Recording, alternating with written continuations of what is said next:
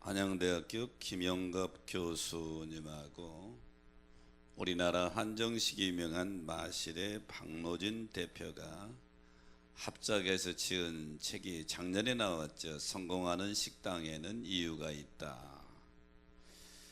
두 저자의 성공의 비결은 한마디로 이렇게 결론 지었습니다. 다른 식당에는 없는 우리 식당만의 비결을 만들고 이를 최대한 극대화시키는 것이 성공의 비결이다. 즉 이 책에서 사장의 경영 마인드와 경영 철학이 성공을 좌우한다, 이렇게 결론을 맺었는데요. 남에게는 없는 특별한 무엇인가가 있어야 같은 상황 속에서도 성공할 수가 있다, 그런 말씀입니다. 우리는 지금 2017년을 향해서 두 번째 주일에 왔습니다. 똑같은 이 세상 한 세상을 살아가게 되는데요, 1년 365일 똑같이 주어졌고 하루 24시간 똑같이 주어졌습니다.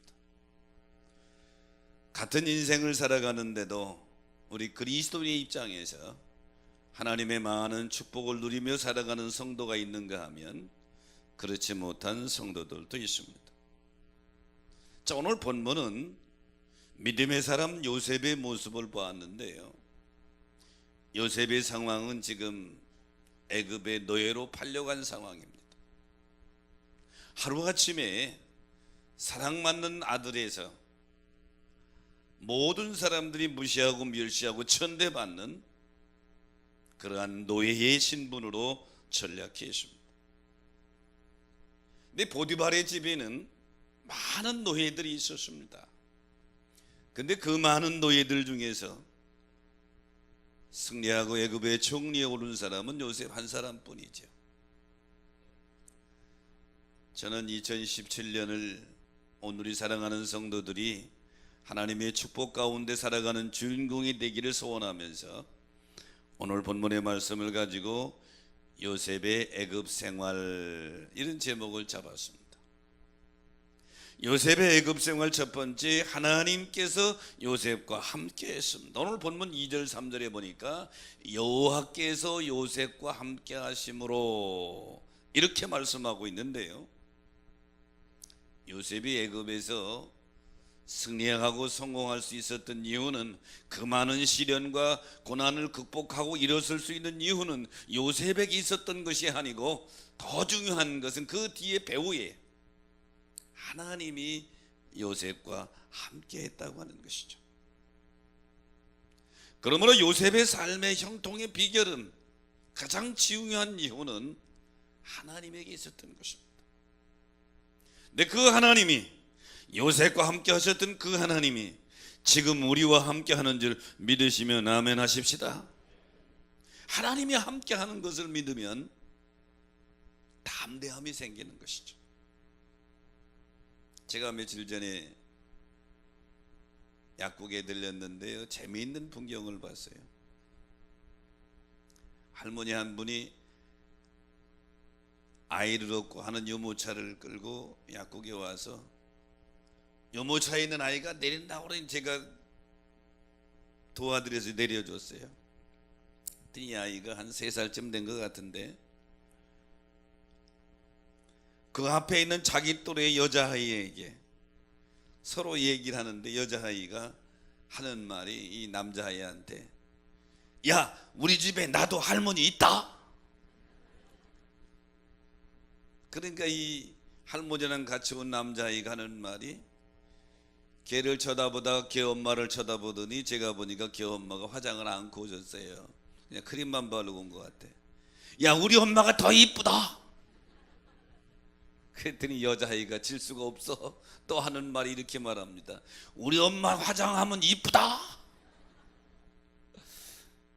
아이들의 대화 속에서 이 아이들이 은연중에 자기 할머니 엄마의 백그라운드를 자랑하고 있구나. 어렸을 때 아이들은요, 자기 부모가 최고고 부모는 뭐든지 할 수 있다고 생각을 합니다. 우리 아들이 5살쯤 됐을 때 같이 목욕탕에 갔어요. 목욕을 했어요. 내가 제 아들 등을 밀어주니까 저도 나를 밀어준다고 밀어줘요. 내 등에 보면 어렸을 때 상처가 요만한 게 있거든요. 한참 보더니 신기해서 아빠 이거 뭐예요? 내가 우리 아들한테 쪼코를 했지. 6.25 전쟁 때 나갔다가 대포 맞았어. 나는 농담이에요. 니네들은 그 다음부터 소문을 쫙 냈어요. 야, 우리 아빠는 대포 맞아도 안 죽는다. 우리 아빠는 대포 맞아 안 죽는다. 아이들에게는 최고의 백그라운드가 부모예요. 근데 우리 그리스도인들에게 최고의 능력이요, 최고의 힘이요, 최고의 백그라운드는 하나님인 줄로 믿습니다. 오늘 요셉이 비록 애굽의 노예로 팔려가서 보디발의 집에서 가장 천한 노예의 삶을 살아가고 있지만 그에게 중요한 것은 하나님이 그곳까지 요셉과 함께 하셨다고 하는 거예요. 오늘 본문 2절 3절에 여호와께서 요셉과 함께 하심으로 이렇게 말씀하고 있는데, 이 하나님은 지금도 살아계셔서 저와 여러분과 함께 하는 줄 믿으시면 아멘 하십시다. 창세기 26장에 보면 믿음의 사람 이삭이 가나안 땅 기근 만나서 애굽으로 내려가다가 하나님이 더 이상 내려가지 말아라니 그랄 땅에 머뭅니다. 그랄 땅에서 요셉이 하나님의 축복으로 많은 부유를 누리게 되는데, 그라랑 아비멜렉이 요셉을 시기해서 계속 운물을 메우고 내쫓고 그럽니다. 두려움에 근심하고 있을 때 26장 24절에 보니까 그 밤에 여호와께서 이삭에게 나타나서 말씀하십니다. 나는 내 아비 아브라함의 하나님이라 두려워하지 말라. 내 종 아브라함을 위하여 내가 너와 함께 있어서 내게 복을 주어 내 자손으로 번성케 하리라. 이삭에게 내가 너와 함께 할 테니 두려워하지 말아라. 이삭이 점점 더 번성하니까 그라랑 아비멜렉이 이제는 더 이상 할 수가 없어서 창세기 26장 28절에 보니까 이삭한테 와서 이 조약을 맺자고 그럽니다. 그런데 그 이유는 간단해요. 여호와께서 너와 함께 계심을 우리가 분명히 보았다.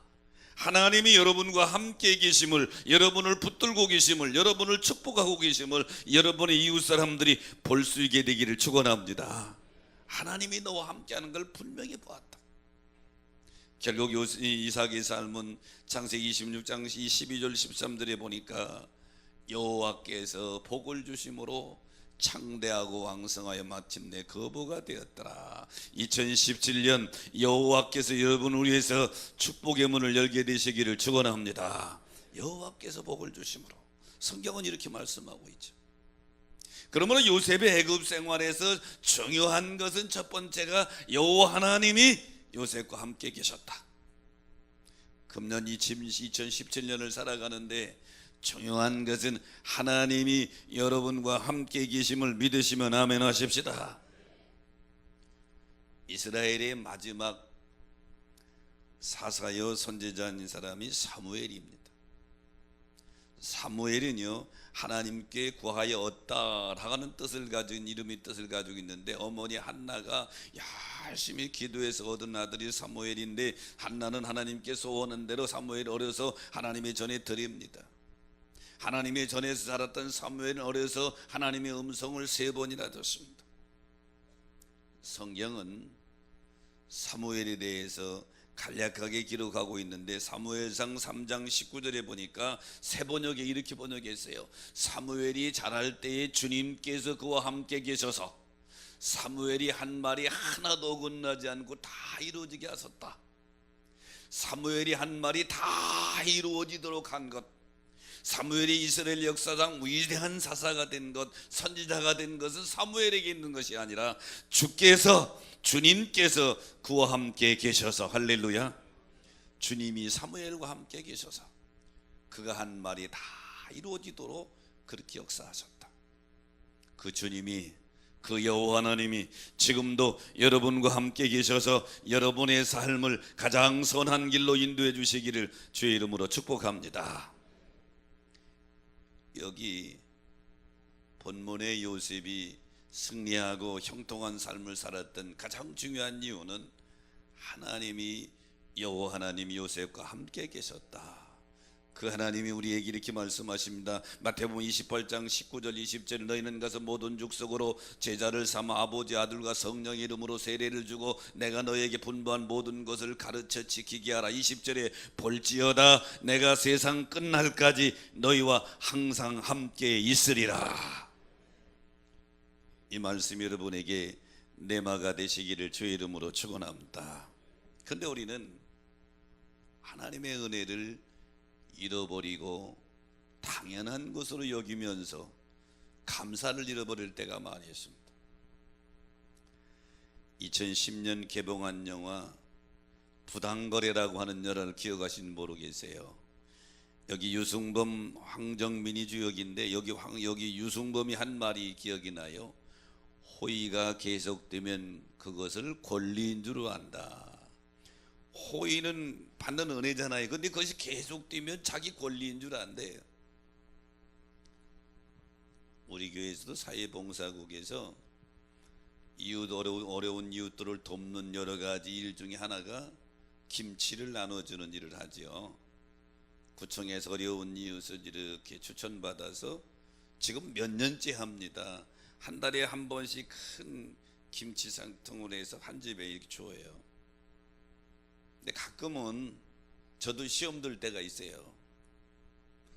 어느 분들은 아주 고맙다고 전화하시는 분들도 있어요. 근데 어떤 분들은 좀 하루 이틀 늦으면 항의 전화가 옵니다. 왜 김치 안 주느냐고. 그 마음이 이상해요. 김치를 우리가 줄 의무가 있는 게 아니잖아요. 의무가 있는 게 우리가 사랑으로 호의로 주는 것인데 그것을 계속 받다 보니까 권리로 한다는 거예요. 권리로. 왜 안 주느냐는 거예요. 구청에서 우리 돈 줘서 우리가 김치 사서 주는 줄 아나 봐요. 근데 이것이 우리 믿음 생활에도 똑같은 현상이 일어난다. 하나님의 은혜 속에서 우리가 살아가서 하나님 감사합니다, 하나님 감사합니다 은혜를 늘 살아가던 성도들이 늘 거기에 줬다 보니까 그게 권리인 줄 알아요. 권리인 줄 아는 순간에 감사는 사라지게 되는 것이죠. 오늘 이 예배에 참여하신 여러분, 하나님이 우리와 함께 하시는 것이 은혜인 줄로 믿습니다. 이게 우리 권리가 아니에요. 하나님이 우리와 함께 하시는 것이 은혜예요. 그 큰 은혜의 출발선상에서 우리가 2017년을 살아갈 때 크고 작은 많은 문제들이 있겠지만은 내 힘이 아니라 하나님이 주시는 힘으로, 하나님이 주시는 위로로, 하나님 주시는 평강으로 넘게 될 줄로 믿습니다. 그러므로 사랑하는 성도 여러분, 요셉의 애굽 생활의 첫 번째는 여호와께서 그와 함께 계셨다. 금년에 우리 세상 삶에서 하나님이 여러분과 함께 계신 걸 믿으시면 아멘 하십시다.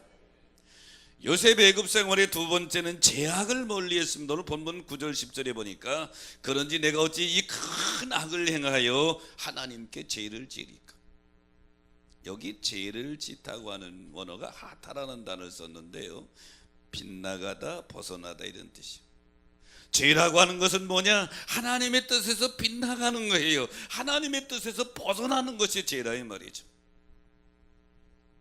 요셉의 지금 상황은 건장한 청년이에요.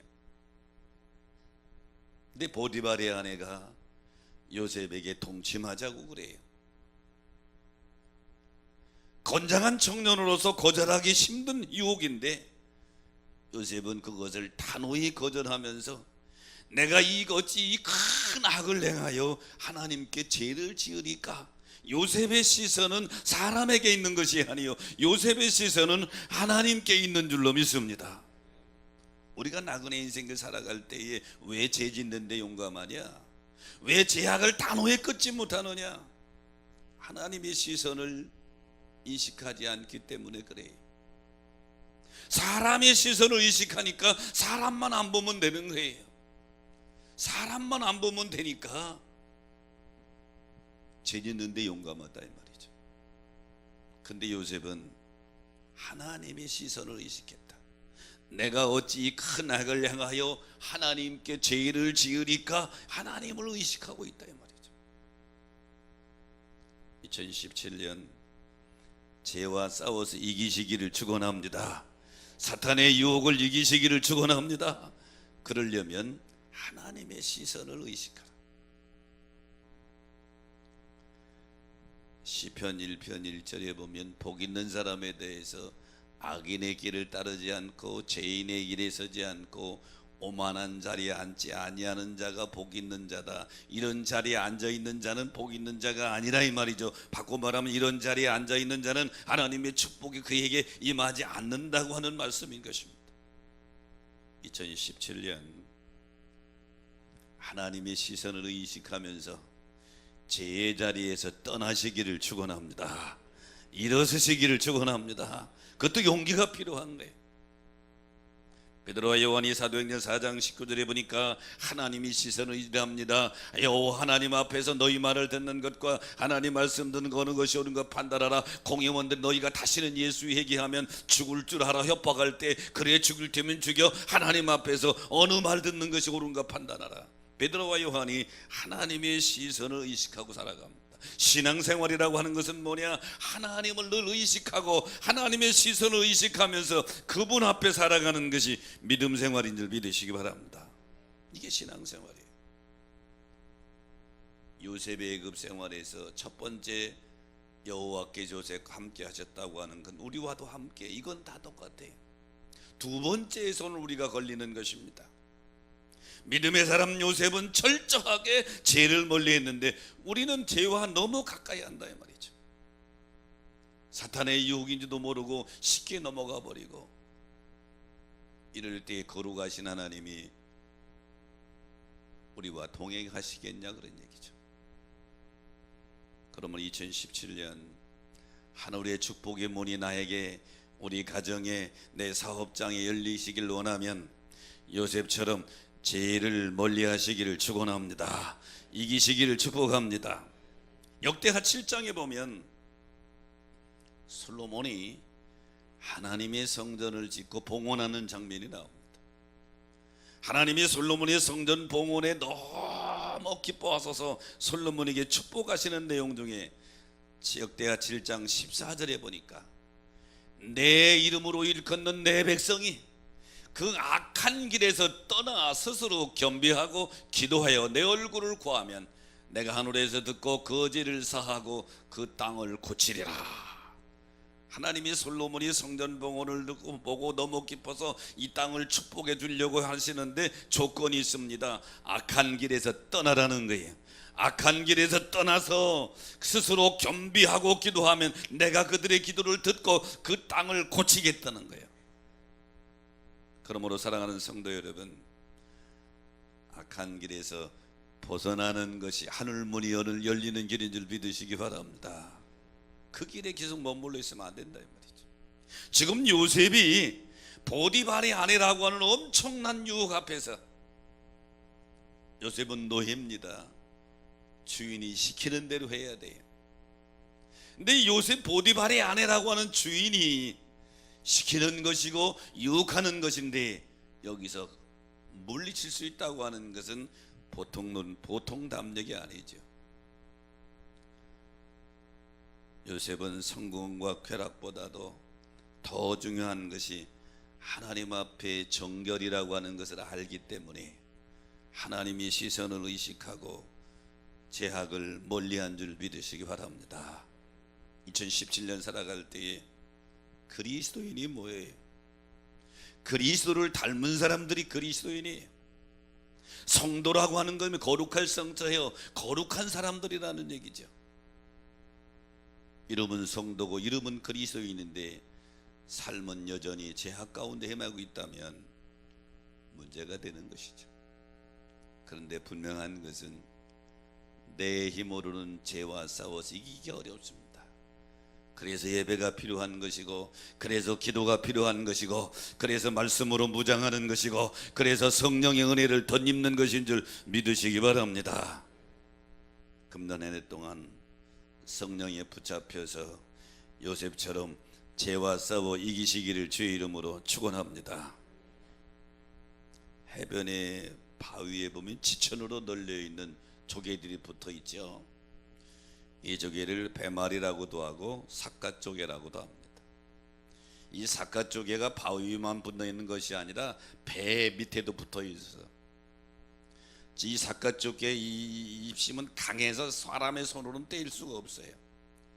강력한 이 고압 세척기를 통해서 삿갓조개를 제거하게 되는데, 이것을 제거하지 않으면 배 밑에 철판이 쉽게 부식되고 속도가 늦어져서 많은 손해를 보게 되죠.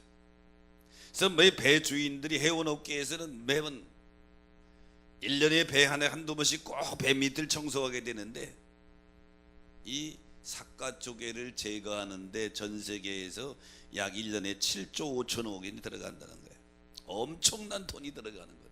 그러면서도 이 삿갓조개를 다 배 밑에 제거해야 배가 속도가 나고 배의 수명이 오래 간단 말이죠. 이 삿갓조개의 특성은 한 번 붙으면 안 떨어지는 것이죠. 그런데 죄라고 하는 것도 똑같아요. 우리 몸에 한 번 붙으면, 우리 마음에 한 번 붙으면 떨어지질 않는 거예요. 내 능력으로 힘들어요. 그러므로 강력한 고압세척기 같은 하나님의 말씀의 능력으로 이것을 떼어버리시기를 축원합니다. 제거하시기를 축복합니다. 그렇게 될 때 하나님의 거룩하신 영이 그 사람을 늘 붙들고 있다 이 말이죠. 2017년 요셉의 애굽 생활의 비밀을 보니까 요셉은 하나님께서 함께 하셨지만 두 번째는 죄를 아예 멀리했다. 멀리하시기를 축원합니다. 죄와 이별하시기를 축복합니다. 우리는요, 세상의 기준으로 살아가는 사람들이 아니에요. 세상의 기준은 간통죄가 없어졌어요. 성인들이 합의하에 간통하는 건 간통도 아니에요. 이제 죄가 아니에요. 세상법에는 죄가 아니에요. 그러니까 이것이 문화가 돼가지고 많은 사람들이 자유롭게 합니다. 근데 이 문화가 교회까지 들어와서 성도들도 똑같이 달아간다 이 말이죠. 한 번 붙게 되면 떨어지지 않는 것이죠. 근데요, 사람의 시선은 속일 수 있어도 하나님은 불가능한 줄 믿으시기 바랍니다. 하나님의 시선을 의식하고 우리가 살아가지 않으면 죄와 이별하기 어렵다. 오늘 새해 두 번째 예배에 참여한 여러분, 요셉의 애굽 생활에서 여호와께 요셉과 함께 하신 것 지금도 우리와 함께 하십니다. 믿으시면 아멘. 문제는 두 번째예요. 요셉은 죄와 싸워서 죄를 멀리 했는데 우리는 이게 부족하다 이 말이죠. 싸워 이기고 멀리 하시기를 주의 이름으로 축원합니다. 요셉의 애굽 생활의 세 번째는 하나님이 범사에 형통하게 해주셨다. 오늘 본문 2절 3절에 보니까 그가 형통한 자가 되어 그 주인 애굽 사람 집에 있다 그랬어요.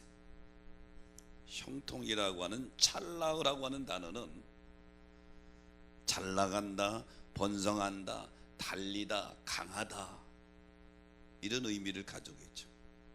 특히 여기는 분사형으로 썼는데 지속적으로 잘 되고 있음을 말하고 한 번만 잘 되는 것이 아니라 계속해서 지속적으로 잘 되는 것을 표현하고 있는데요. 요셉은 노예로 출발했죠. 애굽에서 보디바리 집에 노예로 출발했죠. 열심히 하니까 그를 가정 총무로 삼아서 가정 전체를 다 맡겼어요. 보디바리 안에 누명을 써서 애굽 노예 감옥으로 들어갔는데 열심히 하니까 이 감옥에서 옥사장으로 삼았어요. 요셉은 가는 곳마다 지속적으로 계속 잘 되겠단 말이죠. 2017년 여러분이 지금 어떤 위치에 있든지 여러분이 발이 머무는 곳에 하나님의 형통의 축복이 지속적으로 이어지게 되시기를 축원합니다. 지속적으로 이어지게 되시기를 축복합니다. 하나님은 우리 하나님의 자녀들이 잘 되기를 원하십니다.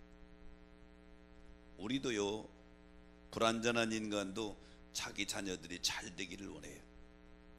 여러분 자녀들이 잘 되기를 원하면 아멘 합시다. 여러분 자녀들이 건강하시길 원하면 아멘 해요.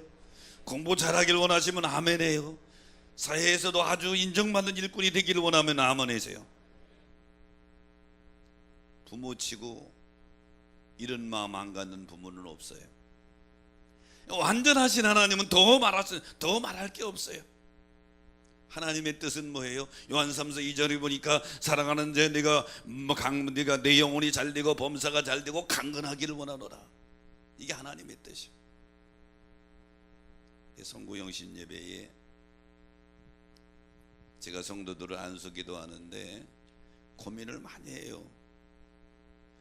아래 위에 꽉 차고 성구영신 예배는 한 번에 드리니까 4천 5천 꽉 차고 많은 성도들이 모였는데 어떻게 다 해요?